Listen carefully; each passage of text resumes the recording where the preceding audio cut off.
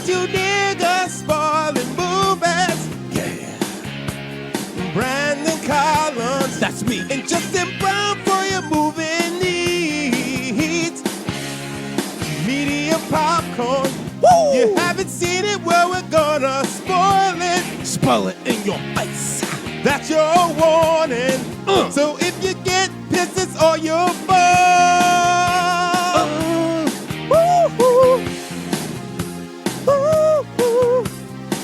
What's up, little biscuits and sun-dried tomatoes? This is your boy, Eddie Collins. Guys, this is Justin Brown. And before we get started with this movie news and trailer reactions mini episode, Justin, we got some comments on our Spotify account. Ooh, doggy. That's right, folks. Woo, woo, woo, woo.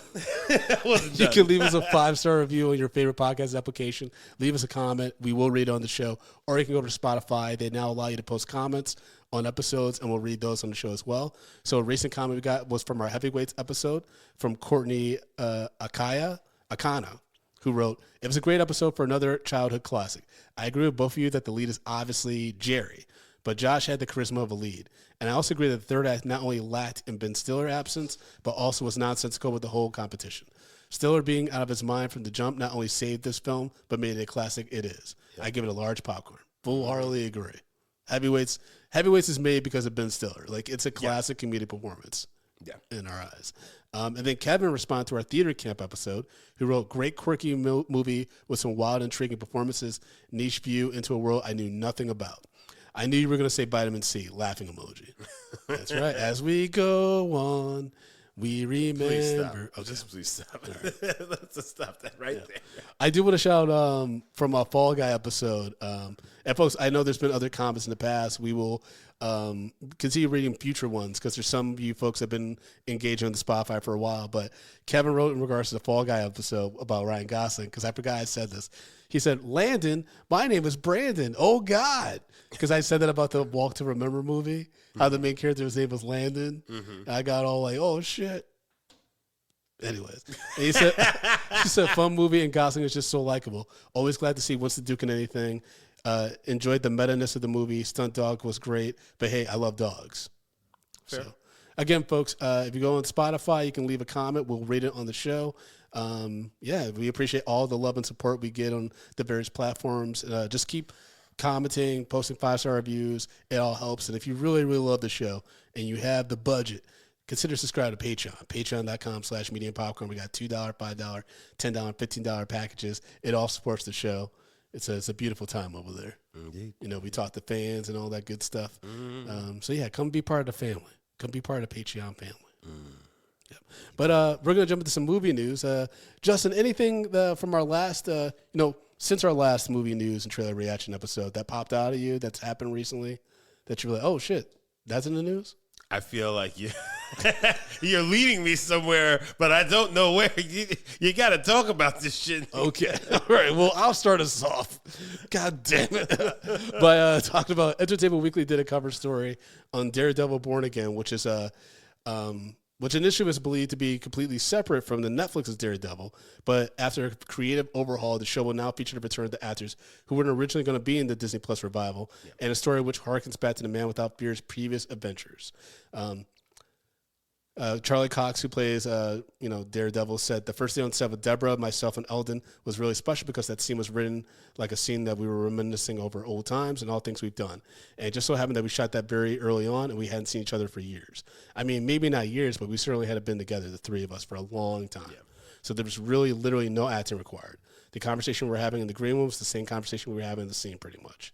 And then he went on to add, "Deborah and I had a scene where we find an old box." Am I allowed to say that? I think I can say that. We had a scene where we were looking through a box and we find stuff from the past. And it's real stuff from the past. It was stuff from the old show. It was like a photo frame we used on the set 8 years ago, and we're looking at it together. And then Vincent D'Onofrio went on to elaborate that there are storylines that reach back to the original series, where our characters are coming from, where we are, and where we're going. Some of these threads lead back. So we're building on to the previous seasons. I mean, the leaked trailer, it showed we got Bullseye back, which is great. That guy was amazing in that role. I definitely think Karen Page is going to die. Why do you think so? I just, given that she was shot to be coming back, the actress Deborah, I believe her what's her last name? I want to make sure. Deborah Ann Wall. She was so surprised to be, asked back. I don't think she was on set very long from what I've seen in set pictures and stuff like that. John Barenthal, of course, is back as the Punisher. It's going to be interesting because I do feel like it's kind of shitty to be doing a continuation of the Netflix series when you didn't bring back the original creators and showrunners like Drew Goddard and stuff. At least to my knowledge, they're not involved. But I'm hoping that's good. I'm hoping. The trailer looked pretty dope. Yeah, it does. And it's just a great cast. Like Charlie Cox and Vincent D'Onofrio as Daredevil and Kingpin, respectively, that's just brilliant casting. John Barenthal as the Punisher, that's brilliant as well. So, yeah, we'll see what happens. We'll see how they make that work. Because again, that means you got to bring back the other dudes. You got to bring back Luke Cage. You got to if you want to continue those stories, which they might just continue the MCU without them. Yeah, and be like they don't exist. Yeah, true. Or use Secret Wars to just fucking reboot everything. I don't know. But speaking of things that didn't necessarily work and aren't going to be brought back, the Essentials. The Essentials. The Eternals. The Essentials aren't coming back like that. Right? And well, respect. The Eternals is officially scrapped. So basically it's over, obviously, no, seriously, it's over. I mean, obviously during the pandemic or just right after, they had some flops with Ant-Man and the Wasp, Quantumania. Eternal was the first one that started, because that was the first Rodden score they ever got in the Marvel movie. So this didn't do well. I think most people were kind of leaning is like, yeah, they're not going to do a sequel to that, even though this left a lot of things on the table. Yeah, it did. I think if you take out the post-credit scenes, like with Harry Styles as Thanos' brother, you take out the Kit Harington, Dane Whitman tease with Blade, you take out those things, I think it's pretty solid. I think it's a pretty solid movie. I think it's slow, but I actually think there's some stuff in there that's pretty fucking good. Yeah, I mean, yes. It's not all bad. By no means is it all bad. But the other side of it is that people just really didn't fuck with this franchise.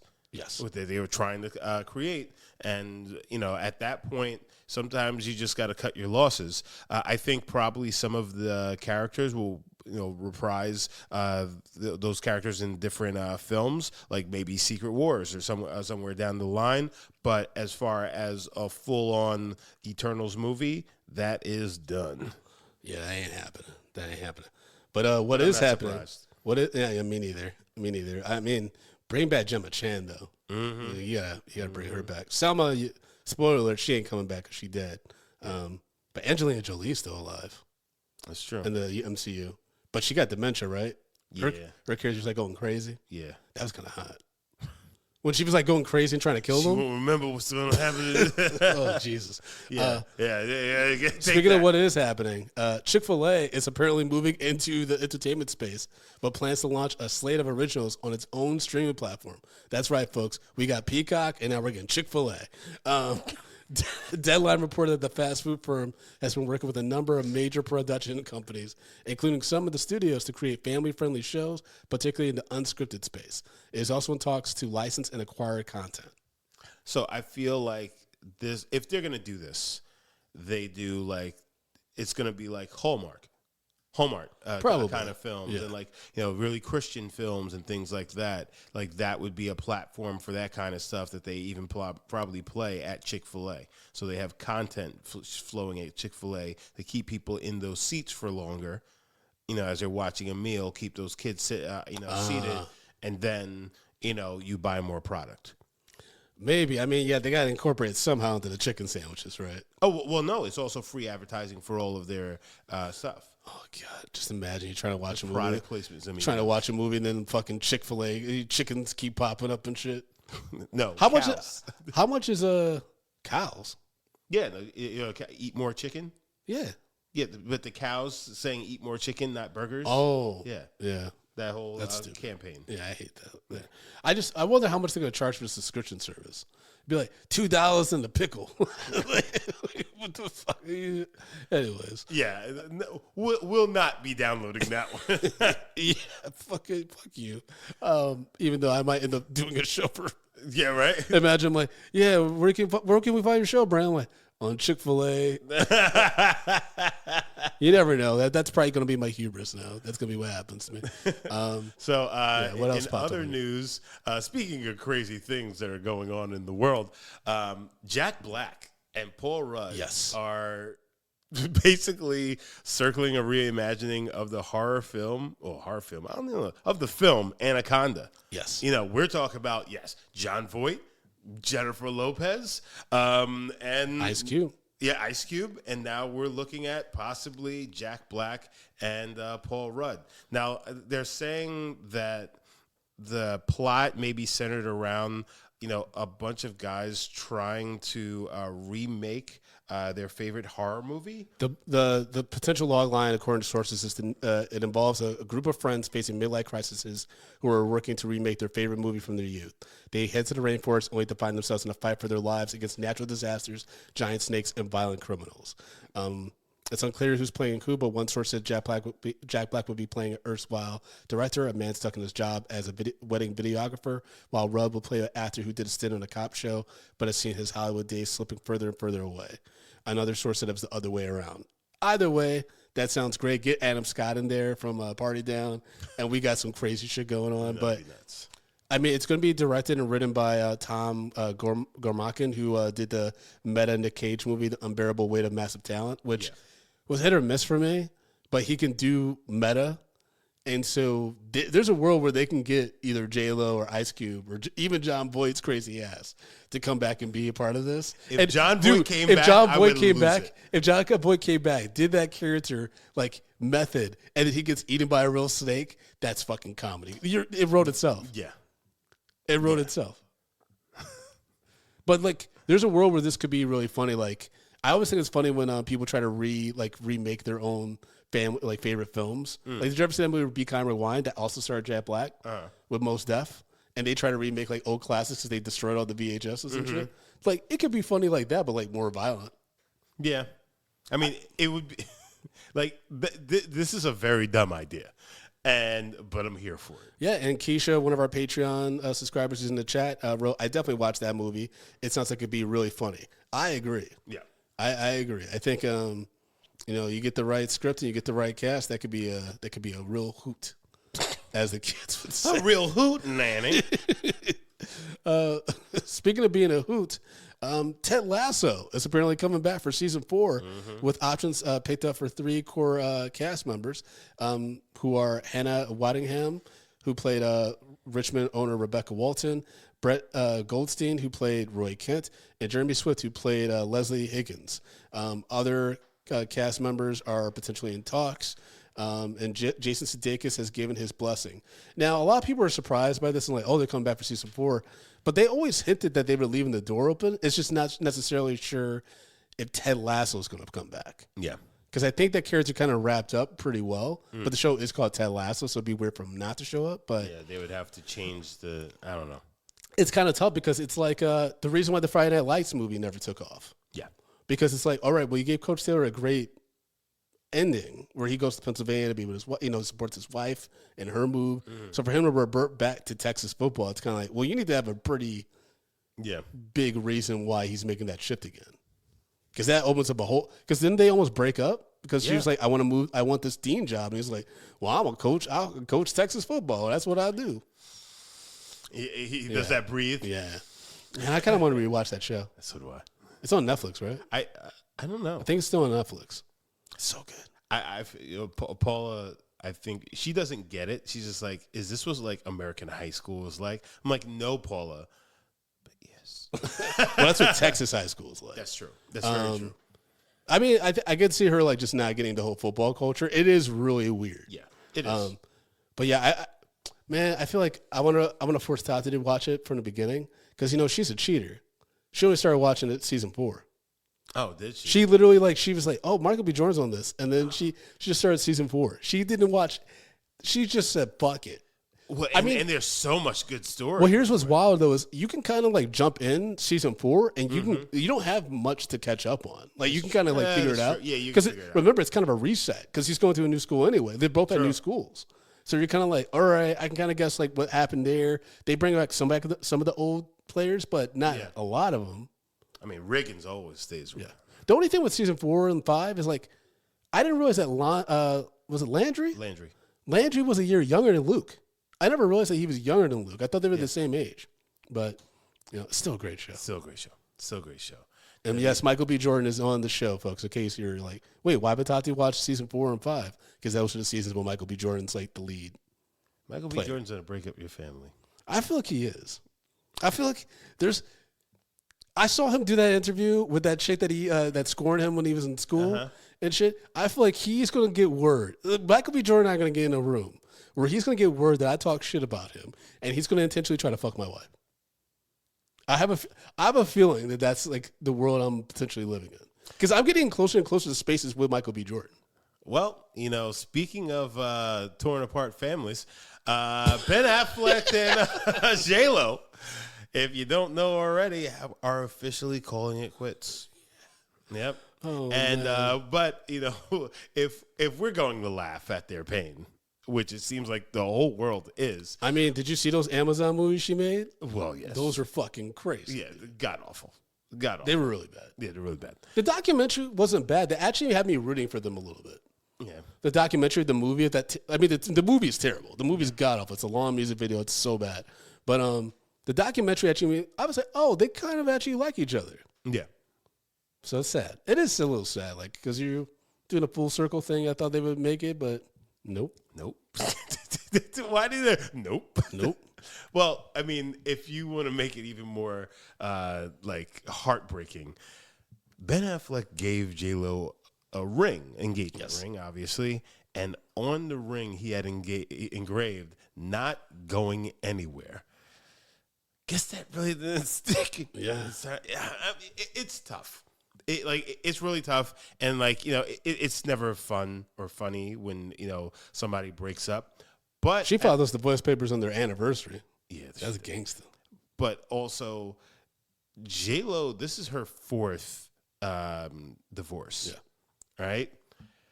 And one might say, who's the problem? I mean, I low key think that Ben Affleck might end up getting back together with Jennifer Garner. You think? They're very close despite their divorce and stuff like that. Like she checked in on a lot of them. I mean, it could also be like, that's the father of her children. Yeah, true. He has, alcohol issues and stuff like that. So she's probably just constantly checking in to make sure he's good. But, I think when you have 3 kids with someone and you're together for a long time, yeah. But he's also already dating some young actress, or I forgot. No, she's that was a rumor with the Kennedy, RFK's daughter. Yeah. That's he's just hanging out with her apparently, but yeah, I know. He 50 some odd years old. You don't just hang out with some fucking 36-year-old girl. You hang your dick out. Ain't no way. He's just hanging out with that young lady. All right. Well, folks, remember this is also movie gossip. This is a. But I'm just saying. We ain't trying to get sued, nigga. Use your words. Oh, Ben Affleck was like, you can't say I'm. You could. This nigga played Batman. Yes. We gotta, bro. Okay, you telling me. Okay. Here he goes, guys. Here he goes. Yeah, I'm just saying, you need to be careful, okay? We in between jobs right now, both of us. We can't afford to get sued by Ben Affleck's estate. I'm just be like, I ain't got it. We're going to do garnish my wages for the Media Popcorn Patreon. Like, I ain't got it. That's it. It's like, come and get it. You come over to my house and come and get it. I challenge you. It's right here. There's a pot of gold on my front in the middle of my house. You come and get it, and then we'll see what happens. Jesus Christ. Take one step into my house and see what happens to you. Brandon? Okay. Well, speaking of bad decisions, so Lionsgate recently recalled their latest trailer for Francis Ford Coppola's epic Megalopolis, which featured a litany of fabricated quotes from famous film critics. Folks, can you tell it's been a long day we've been recording? But apparently, at first when I saw the trailer, it like starts off with like people, talking shit about The Godfather, Apocalypse Now, Bram Stoker's Dracula. It's been taken off the internet, so if you're trying to find it, no. And I was like, oh, that's actually a pretty smart marketing move because I've heard just mixed things, mixed and mostly negative things about Megalopolis from people who have seen it, and journalists who have seen it. And then for them to kind of say, well, people doubted him before, and he's made some of the best movies of all time. Yeah. But then to find out that AI created those. Yeah, and so they recalled. This is why, guys. They recalled the trailers, and because one of the journalists actually, Owen Gleiberman, was incorrectly cited calling the 1992 film Bram Stoker's Dracula a beautiful mess, and he was like, "I never wrote that." So, swiftly these trailers were taken out. It's just the latest string of snafus that are befalling on the film, which Francis Ford Coppola financed himself. So, because last month, Variety posted about him trying to force a female extra to kiss him on set. Yeah. So this movie's a mess already. I can't wait to see it in theaters, though, because I think that they're still trying to hire those actors to interrupt the movie or whatever. So that's just going to be nuts. I know. I can't wait to hear about the assault charges. Justin, what? Because there's going to be some crazy people that are watching this movie that don't know that's supposed to happen. Oh, and they're gonna confront that person. Yeah. You can't do that at Alamo. Well, you can now at Alamo Drafthouse because they don't care. Yeah. That's and how is Alamo gonna handle that? They're like, oh, it's a part of the movie, but it's like, guys, like nobody's gonna be. They might make a disclaimer. Yeah, true. They might say, hey, just let you know, sense. At one point in the movie, someone's gonna get up and interact with the movie. Don't be alarmed. And then just a crazy person just to get up and do it. That's the thing is, if I were to fuck with people, I'd be like, I'm that nigga. I'm gonna interact with the film. Feel like, and people were just we could do that. Just like, I was like, oh no, that white boy crazy, and people just gonna think I'm part of the movie. And then the actor opens the doors. It's so crazy. The actor who's actually waiting for his cue is like, what do I do? Oh boy, that's gonna be terrible. What's some more movie news that tickled your fancy? Speaking of terrible things, especially terrible things that you like, because I know you love Alamo. The new Jurassic World film unveils title and first look photos. Boy, I really am not looking forward to this movie. So the new film is going to be called Jurassic World Rebirth. Yep. It's going to be starring Scarlett Johansson, Jonathan Bailey, and Mahershala Ali. Now, Jurassic World Rebirth. Ali. It sees an intrepid team racing to secure DNA samples from the three most colossal creatures across the land, sea, and air 5 years after the events of Jurassic World Dominion. Even though, shouldn't the planet just be destroyed? I mean, that's what it's saying. The planet ecologically has proven largely inhospitable to dinosaurs, which they always said about the DNA and things like that. Those remaining exist in isolated environments with climates resembling the one in which they once thrived. So basically, it's just like they're going to be in Peru and shit like that? Probably, yeah. So basically, we made dinosaurs and sent them south of the border. Or they migrated south of the border. Like, those are the only remaining dinosaurs left, I guess? Well, no, but it's the same thing. We made dinosaurs, and we just and now they are just killing brown people. Oh, wow, yeah. Like, what the fuck? Yeah. Johansson plays Zora Bennett, a skilled covert operations expert contracted to lead a team on top secret mission to secure genetic material from the world's three most massive dinosaurs. When Zora's operation intersects with a civilian family whose boating expedition was capsized by marauding aquatic dinos, they all find themselves stranded on an island where they come face to face with a sinister, shocking discovery that's been hidden from the world for decades. So that means another probably dinosaur hybrid. Yeah. Gareth Edwards, who did Rogue One, a Star Wars story, is directing from a script from original Jurassic Park scribe David Cope. And then Ali plays Zora's most trusted team leader, Duncan Kincaid, and Bailey plays paleontologist Dr. Emery Loomis.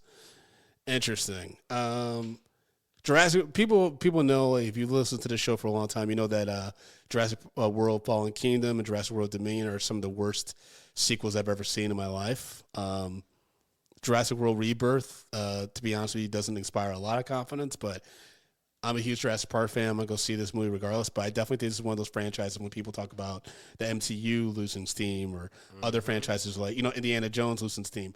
Jurassic World is one of those, series now that I think of that. I'm like, this is because we didn't do what we could have done in the last movie where it's like we just follow these families trying, like maybe a family trying to navigate a world where fucking dinosaurs just roam free and what that does. And like, because, I get it, it's fiction. But at a certain point, you got to kind of talk about some real world shit. And you could have done some deep shit with that. Like, been like, how does this affect my kids being able to get educated? They can't just sit in the classroom when the fucking velociraptor's fucking walking down the hallway. Well, the hall monitor ain't stopping that nigga. What are we doing? I mean, they can't just hall pass. What the fuck are you talking about? Mr. Dinosaur. What are you talking about? But, I mean, it's so crazy. Also, you can't just send your kids to school. Yeah. Yeah, like, you can't take out your garbage, bro. Like, Jurassic World Dominion, we followed a clone child. I don't give a fuck. Show me some real shit. You know what I mean? There was just such wasted potential and so much money on a really actually interesting potential story. But anyways. Yeah, that was dumb. So, Fantastic Four is currently in production. Fantastic Four First Steps. I'm sorry, I had to correct myself. And it turns out that the thing might actually be practical effects. It looks like Ebon Ebok, who's playing the thing, might actually be part of like some kind of animatronic situation. It's not going to be fully CGI, at least not from what is being shown on set, which is interesting. So, I was wondering that because that's the one thing that never quite worked for me with Fantastic Four, besides Invisible Girl, which is the thing always looked ridiculous. Yeah. No matter which way you slice, whether it's the Michael Chiklis version or the Chiklis version or the Jamie Bell like CGI version, it just never quite works. So I'm interested to see how this comes out. Yeah, it's got to work though. Yeah, I mean, it has to. Because I think there's a lot riding on Reed Richards being a big part of the MCU going forward. Yeah, for sure. And you hire Pedro Pascal because you want him to be around for a while in your franchise. Yeah. Man, Pedro Pascal, Robert Downey Jr. Who else is around? I mean, Chris Hemsworth, kinda. Well, I mean, Letitia Wright, no Mahershala Ali because they canceled the Blade. Yeah, Simu Lee. Well, that's not official yet, but I feel like there's news coming soon. Yeah, I think it's. I think they're probably gonna wrap, or they might make it a series. I think at this point you may as well make it a series and try to do a feature film. But I think with it's just Marvel's a mess, because did you see the Ultron news with James Spader? Yeah. Yeah. You want to read about that? Yeah, I mean, I wasn't going to, but I was literally leading into something else, but I guess I will. I guess I will now. Well, he's coming back as the voice of Ultron. Yes. For the WandaVision spinoff about Vision. Yeah, Vision Quest. Vision Quest with White Vision now, right? Yeah. I don't give a fuck. But White Vision is something from the comics. I get it, but it's like one of the least interesting characters for me in the MCU. Well, I mean, yeah, because it's kind of like a god, just Yeah, and he's just very monotone. Like he can't really, Yeah, I really don't see a full series centered around him being very interesting. Like I don't see why they're doing it, and I imagine that mind you, Ultron was obviously destroyed in Age of Ultron. Yeah, he killed Ultron. So I don't know how that comes back unless he comes back as some form of AI that takes over his brain maybe or something. Yeah, from within Vision. That could work. Yeah, so that would make sense to me. Yeah. But then how's what's gonna come of that? Yeah. Like there's a lot of questions with this. Yes. Especially with Ultron coming back. It's just also, why? Yeah, because this is different than What If, right? Where it's okay, what if Ultron had succeeded or he actually did something good and stuff like that. Yeah. I don't know. This is one of those Marvel shows where I'm I kind of roll my eyes. I'm sure. Whatever, man. Yeah. Whatever. Same with I never watched Peaky Blinders on Netflix.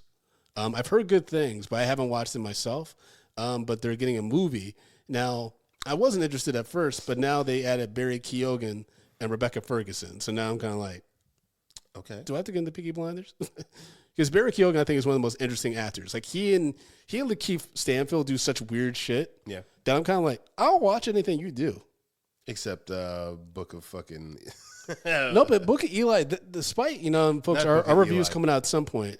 Book of Eli was the one with. No, that's Denzel. Yeah. Book of Clarence, yes. That's already a bad sign. We can't really remember the title.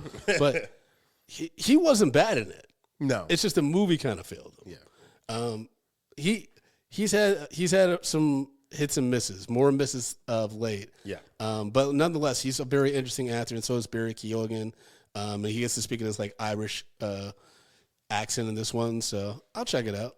I mean, I'll start watching Peaky Blinders, and I'll let you know, because those are my people. Fair. So. Speaking of your people, Bad Bunny is back into the acting Bad game. Bunny, baby. Yeah, so Bad Bunny is going to be joining up in that new Austin Butler crime thriller called Caught Stealing. Darren Aronofsky.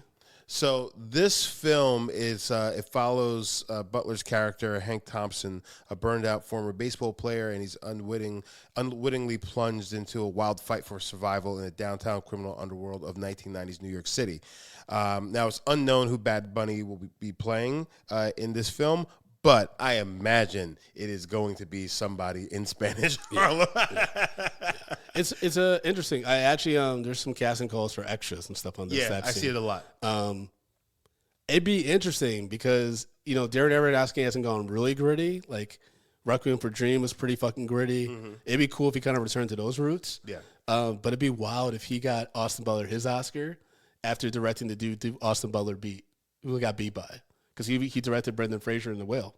Oh. So it's interesting, like he signed up for that. I mean, Austin Butler, he's been solid. Like his movies have definitely been hit or miss for me, but I just saw The Bike Riders. He's really good in that. Like he's got something, man.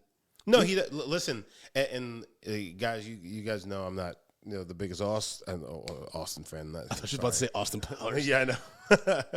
Of fucking Elvis Presley fan. Yes. But I think he did a great job with that film. Anytime anyone asks me about that movie, I always say the movie's a mess. Tom Hanks is out of his fucking mind. Yeah, but Austin Butler killed that shit. He did a really good job with what he was given. Yeah, I was impressed by him in that film. Yeah, we were.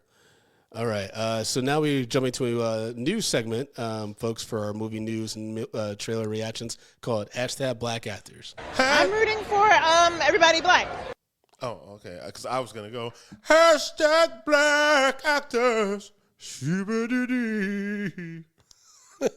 That's just because you like singing. You like any excuse to sing like Michael McDonald because you're fucking out of your mind. Yes, I do. So, this isn't the most positive news, but Amanda Stenberg from The Acolyte says she's not surprised that The Acolyte was canceled because the rampage of vitriol from toxic Star Wars fans. Yep. She recently went on Instagram Live to speak her truth. She said, I'm going to be transparent and say it's not a huge shock for me. There's a huge rampage of vitriol that we faced since the movie was the show was even announced, when it was still just a concept and no one had seen it. That's when we started experiencing a rampage of, I would say, hybrid conservative bigotry, vitriol, prejudice, hatred, and hateful language towards us. Which means that Disney's still not getting better at protecting these actors of color that sign up for these franchises. And so... but that between that and like companies phasing out DEI initiatives and things like that, it's like, oh, we see what y'all doing. Yeah. We see what's happening, guys. Like, we're going to remember this shit. Like, this is this kind of stuff that, like, honestly, like, white people in power fear will happen, which is that people of color are going to retaliate against the oppression that's been put on them. Yep. When you do shit like this, when you make people miserable before they even get to show what they're capable of, that's what creates that bitterness. Mm-hmm. Yeah. So I get it. We're talking about Star Wars and pretend characters and shit. But these are real people. Yeah, these are people that are just trying to do their art, and they can't even get on set for day one before thinking about how much people hate them. Yeah. And for no reason. It's fucking ridiculous. No reason. So, in other news, talk about people who hate. Ice-T got asked if Law & Order SVU will go back to normal after it started going woke. And as Ice-T, he just responded as Ice-T would. Yep. What the fuck is woke? LOL, like I give a fuck. So, yeah. Ice-T's been on Law & Order since the year of the fucking flood. They're in season 26 right now. But Ice-T has said, himself is like, he's like, I'm not a cop. I'm the furthest thing from a cop. He also acknowledged that playing a law enforcement officer on television has become increasingly difficult in recent years. People have said that our TV show, that television shows our police propaganda, making the police look good. I understand that argument. The cop I am on the show is a SVU detective. When I get a job at SVU, Dick Wolf said to me, Ice, you don't like cops, right? I told him during my criminal past, I didn't hate cops. They were my opponents. He asked, but you admit we need them, right? I said, yeah. So Wolf told me to play the cop that we need. And if I play the cop that we need, I don't have any problems with it. Fair. Yeah, he don't have a problem with those checks and residuals either. Exactly. You ain't gonna fuck up his bag. When it really comes down to it, it's like, SVU went woke. How does SVU go? I think that's just a ridiculous thing to say. It's insane. The whole woke thing is stupid. Every time someone says woke, like Bill Maher or Joe Rogan say it, it's like, come on, guys. Just go ahead and say too many black people, too many gay people. Like it's not my shit. Mm-hmm. Like I don't understand. And folks, like we're down to have a conversation. Obviously, we're a movie review podcast, but what is it about people that are not like you that make you so uncomfortable?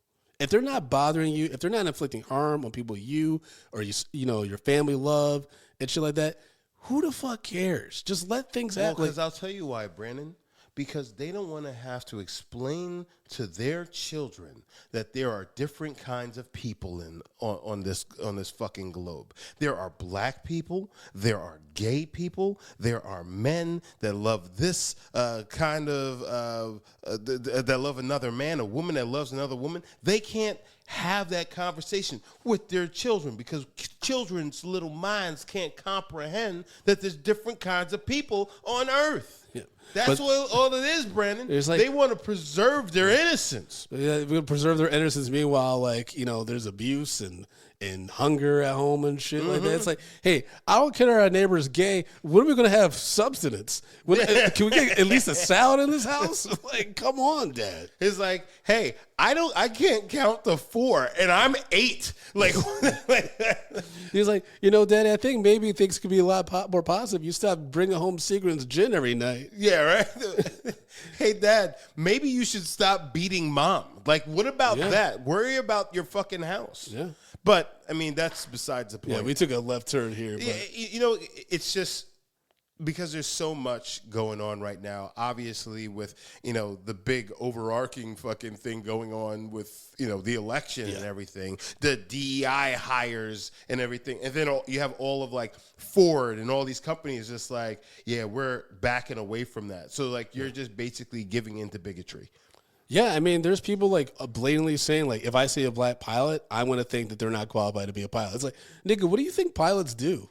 Do you think they just let anybody do that shit? Hey, you know what? Because you're black, you probably haven't gotten many opportunities to fly a plane. We're going to let you fly this Delta Airlines flight to fucking 747. Yeah, what are you talking about? Get up there, Kwame. Show it. Give us your best. So, if anyone got a pass, it's probably the black dude in the aviation school. It's like, are you kidding me? They got the hardest fucking job. Because everyone was doubting them, and they probably had even more criticism.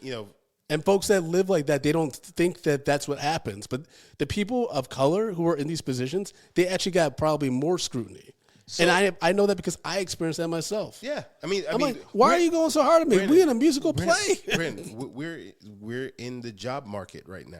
I'm in the job market right now, and trying to there are things that I'm overqualified for, but I just need a job, and I will not. They can't even get somebody to even look at me, And they're saying like, oh well, you want the best person hired for the job. Well, I'm the best person, but they won't even think about me. And they're saying, well, if it's only about who, the person will shine through. Oh yeah, how has that worked out in history before?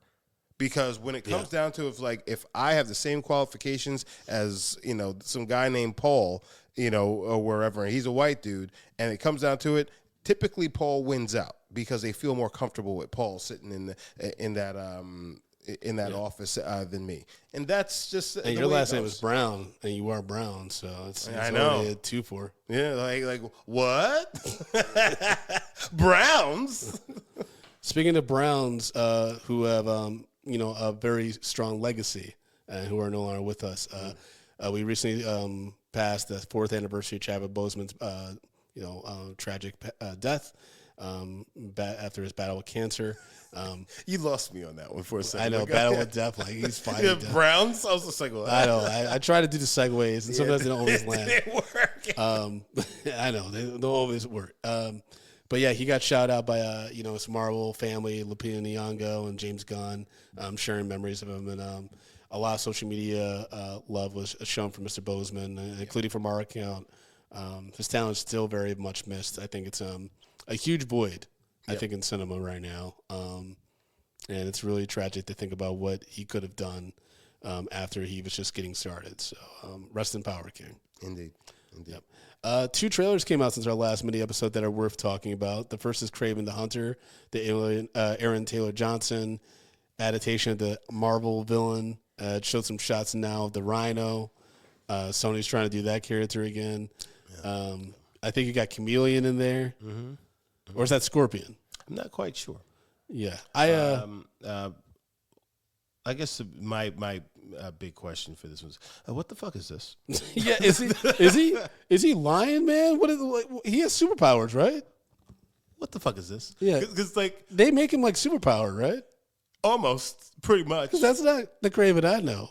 Because this nigga is just literally, he's in a prison and he just rips this whole fucking place apart and then stabs this guy's, and then cuts this guy's throat. I'm like, what is happening? I mean, it's going to be crazy violent. Yeah, I'm very confused as to, I don't know what the fuck Sony's doing. Sony doesn't even know what they're doing. No. The plus side is the director's pretty solid. He did Triple Frontier. He's done Margin Call. J.C. Kander is actually a pretty solid director, but he's also working with the Sony Marvel fuck machine. So we'll see what happens. Just a fuck machine. I'm gonna fuck on somebody. Ooh, child. But yeah, this looks like a hot mess. It can't be okay. It can't be worse than Morbius. It can't be worse than Morbius or Battle Web.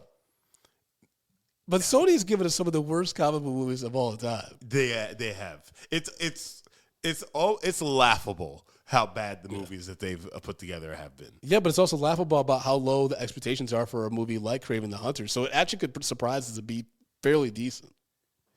The bar isn't that high. I doubt it. I know. But Aaron Taylor Johnson's solid when he has good material. Yeah.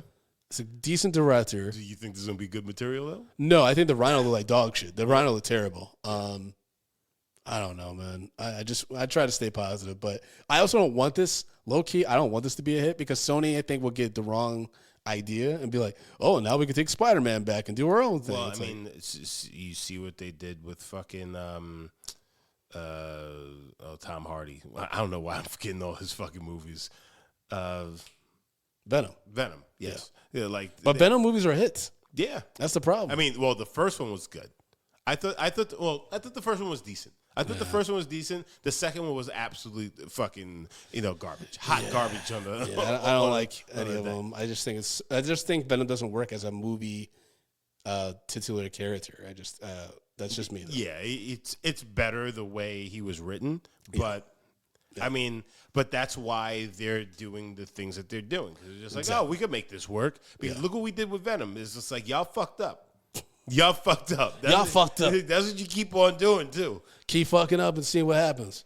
Well, I mean, they're making money apparently. Yeah, I mean, Madam Web probably did fairly well on Netflix when it got there. Yeah, because people are just making fun of it. Well, it's also that, and also, I mean, Sydney Sweeney's in it.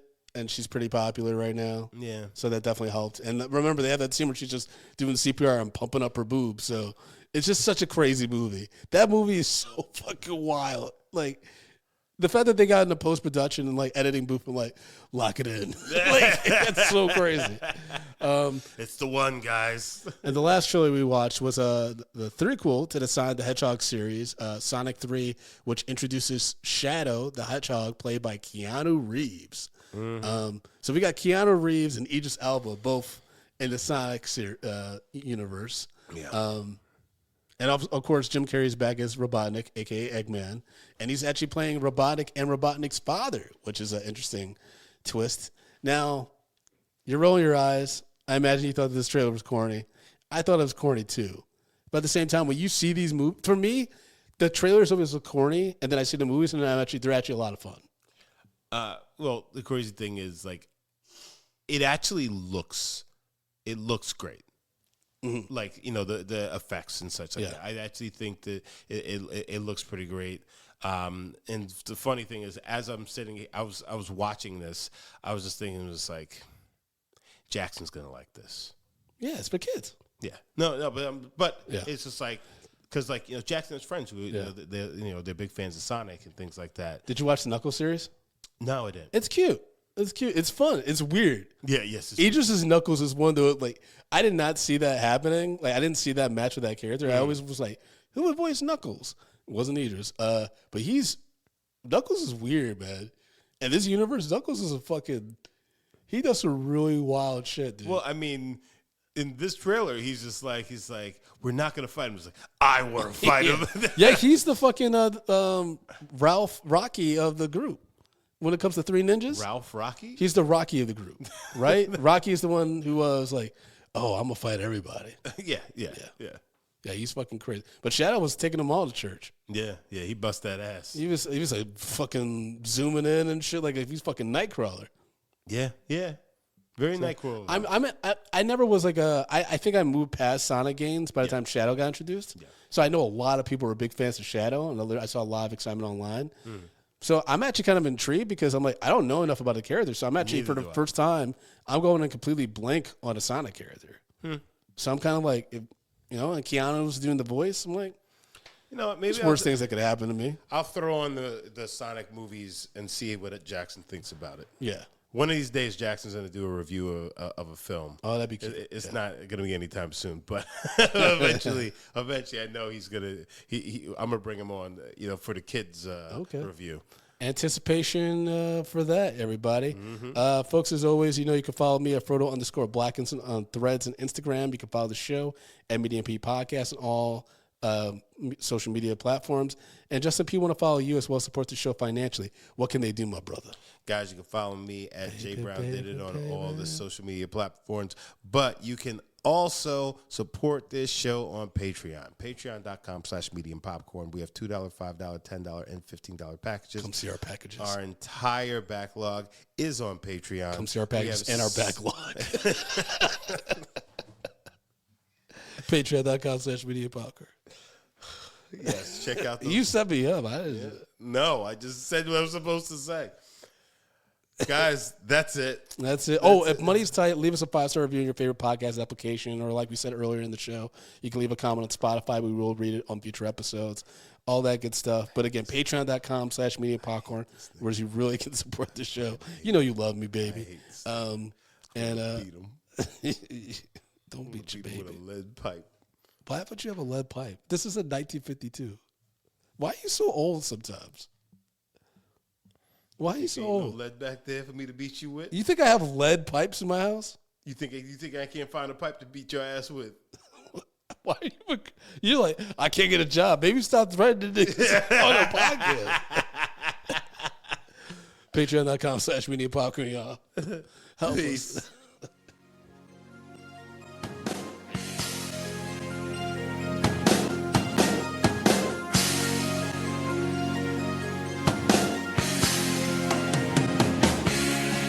Medium Popcorn, we are two niggas spoiling movies.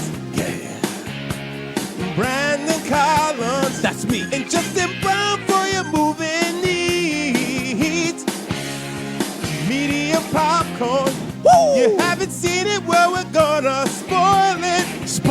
your face.